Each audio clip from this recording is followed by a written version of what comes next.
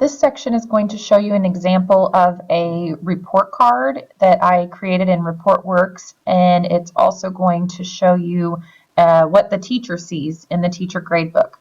So this is a report that I did in ReportWorks, and there is a template for this, and then I just used it and modified it a little bit to fit the needs that we had. You can see these are the main subject areas, and then each standard is listed underneath of it. And in our building, we do not give an overall course grade. We only give standards grades, and so you won't see any overall course grades on this. Now, there is the option of doing that, which we did our first year. We gave an overall course grade as well as standards grade. So you can do one or the other. It doesn't matter either way. The way that we have it set up is teachers can choose if they want to tie assignments to standards or if they just want to do a final grade at the end of the quarter for that standard. I'll show you both ways of doing that, and then you'll know which ways you want to do it. This is the first page of our first grade report card, and we do all the math on the left and then some ELA and a little bit of math at the bottom. It is long. It's the front and back of one page. It used to be 3 pages, front, back, and front, and we condensed it a little bit this year and cut it down a little bit, and so it looks a lot nicer this year than it has in the past. We also have our absences and tardies on the back.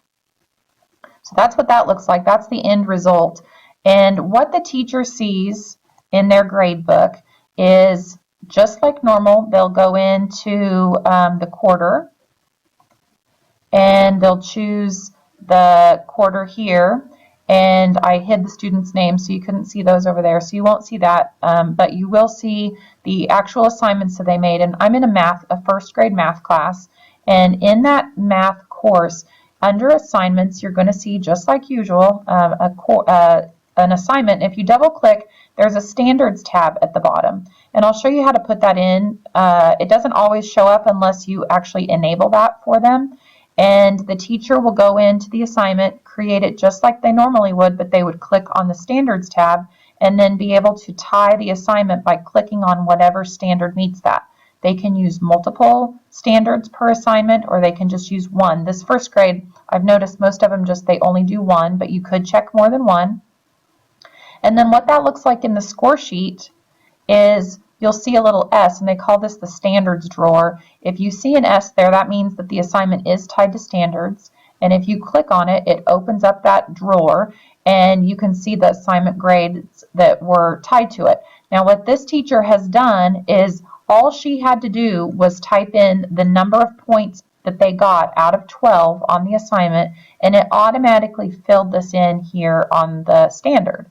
And the reason that that happens, we went like the first semester of our first year of doing standards, and teachers would go in and type the assignment score, and they would give this assignment score. But what we found out is that if they go to Tools and Preferences in their gradebook, there's a Standards tab. And this down here, Allow Assignment Scores to auto-calculate the assignment standard scores. If you have that box checked, it will automatically use those calculations that you set up in the grade scales, and it will figure those for you. Now, you do have the opportunity then to go in and change some of them if you feel that they didn't do as well, or if you tied it to 2 standards and that student maybe didn't perform as well on one of the standards for that assignment, you can right-click, and then you can actually manually change that grade. So that's an option too. It really helped them and saved them a lot of time once they knew that they had that option to let it autofill. The other option, if you don't tie it to assignments, is to go into the final grades at the end of the quarter and put what you feel is the score for that standard. So the teacher would reflect back and say, okay, on this standard, I feel this quarter that they get a W or that they get an A.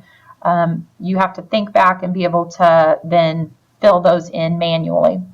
You'll see right here in final grades that there's already something entered, and those are the calculations from the standards that are on the assignments. So this teacher uses the assignments and ties the standards to them, so this auto calculates for her.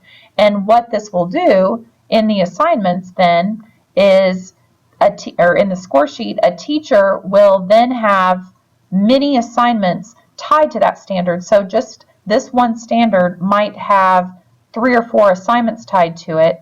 And then in the final grade, what it will do is it will average to come out to whatever this score is.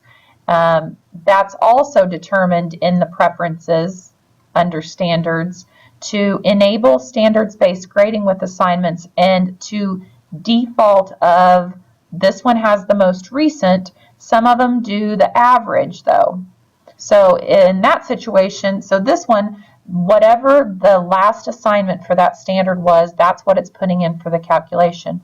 But the others could do it for average, where if you have that standard 5 times in the course of the quarter, it will average all 5 of those scores together. So those are another couple different options on how you do that. Then what this will do is it'll take this final grade from PowerSchool or from the teacher gradebook, and then it'll put it into that report and pull that score.